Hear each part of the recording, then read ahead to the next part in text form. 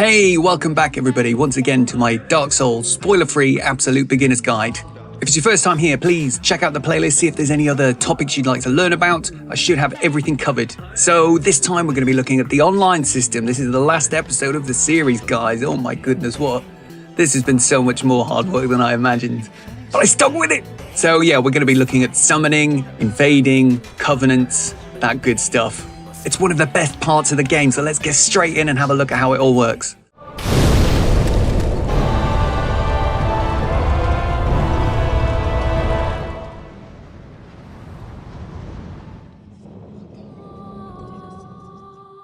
So, Bloodstains show you where people have died recently. You can watch a replay of their last moments if you interact with their bloodstain. There's nothing quite like the uneasy feels you get when you come to a location that's covered in bloodstains. You'll often see other players running about the world as faint blue ghosts. If you see them when they're close to a bonfire, they will look more detailed and you can see their equipment and whether they're hollow or human.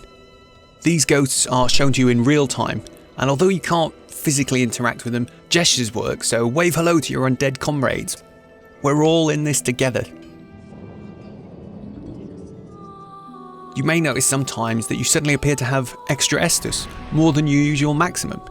This is because if you're near a bonfire when another player kindles it, you'll get a free Estus flask. When this happens, there's a distinct sound and graphical effect. It will only last until you die, but it can be quite handy. Idling near a bonfire during busy times can often get you a good few extra swigs of that Estus flask. So the signs we see on the floor around the world are mainly placed by other players. The orange messages are advice left by other players that is there to help or deceive you. Early in the game, you can get an item which will let you write your own messages. When you see the rating value for a message, it reflects the total number of ratings a message has received, irrespective of whether they're positive or negative. You can rate messages by pressing the gesture button while standing on top of one. If you want to see the exact positive or negative ratings a message received, you'll need the miracle called Seek Guidance. It's not essential by any means, but it can help you decide whether it really is worth following the message's advice. These pale white and gold messages allow you to summon other players or NPCs to help you. The gold ones are from a particular covenant known as the Warriors of Sunlight, and we'll talk a bit more about covenants in a bit. You can summon up to 3 other players or NPCs at once. Red signs allow you to summon another player for a duel.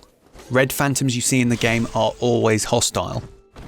These strange grey signs with black smoke coming out of them are related to the Gravelord Covenant.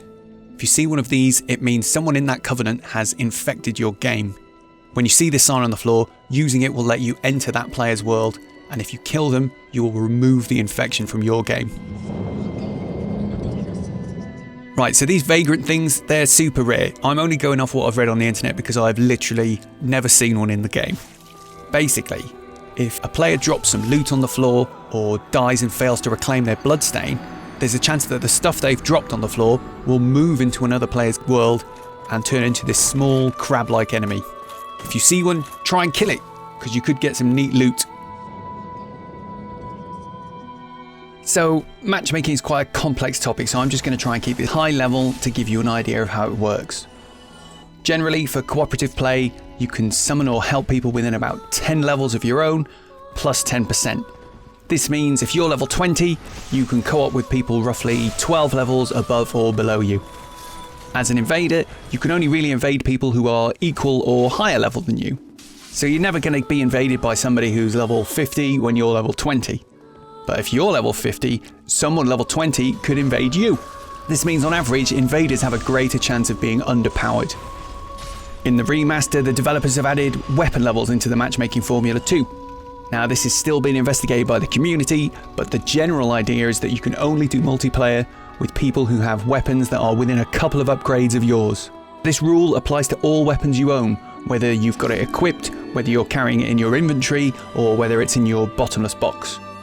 Covenants have their own matchmaking rules, but generally they're quite similar to the co-op and invasion rules. A lot of people get apprehensive about the idea of playing online, being invaded by people and losing progress. Now I totally empathise with that because I used to be exactly the same. But really, I love being invaded. It's just another way the game can ramp up the tension and increase the intensity of our excellent adventures. So don't quit out if you get invaded. Well, I mean, you can if you really want to, but here are some tips. If you enter a boss area, the invader will be sent home. If you've got a co-op partner with you, your chances of winning are massively increased. If you're scared of losing a load of souls or humanity, try and fight the invader in a place where you'll know you'll be able to easily retrieve your bloodstain. Finally, if you stay in hollow form, i.e. look like a piece of bacon, you can't be invaded. But the trade-off is, you can't then summon help, so it's up to you. So, like matchmaking, this is a pretty big topic, and again I'm just going to give a high-level overview of how this works. Throughout the game, you will come across NPCs and places where you can join covenants. Covenants are like factions, and most of them have a multiplayer component. Some of them are cooperative based, others are player versus player based. The co-op covenants make it easier to matchmake with other players, and the PvP covenants usually give you an item which will enable the PvP. So for example, you might get a ring which, while equipped, will search for enemies of the covenant and automatically invade once an enemy is found near enough to your level. Most covenants allow you to collect tokens of some kind, which you can then offer up to the covenant NPC to level up your rank within the covenant. There are 3 ranks, and they tend to jump up for every 10 tokens that you hand in. Ranking up these covenants will often earn you special rewards like equipment or spells that you can't obtain elsewhere. And I'm just going to leave it there. I think there's no point in me going through the details of each covenant. You can wiki it if you really want to know. But I'd recommend you just play, immerse yourself in the mystery, read those item descriptions yourself, and see what you discover. So there we go. I hope that's really helped explain some of the systems to you. It's really great fun when you get into it. But yeah, next time, well, there isn't going to be a next time. This is the last one, guys. I'd like to just thank everybody who's watched and given me so much praise and excellent feedback over this series. I've had immense fun doing it. I've learned so much stuff about editing and sound production and green screening and all of that good stuff. So yeah, it's been great. Thank you all, and I'll see you around soon. Ever since I rang the bells and lit the flame, nothing else will break the spell. They just don't feel the same. Didn't even enjoy it, but I lived it. It's clear here that me as like it's gifted. By refusing to spoof it, the lore is obscured from your view through illusory walls. It's all up to you to explore. Doors you'll find in the mist, run them through with the sword. While you exist in 2 different forms, neither of which is a human at all. Dark souls are the ruin of all of the games. Now I can't even enjoy when I play. They're not the same as before, they have changed, but I know they ain't, so it's gotta be my brain. Dark souls have done something to me, taught me endurance and longevity.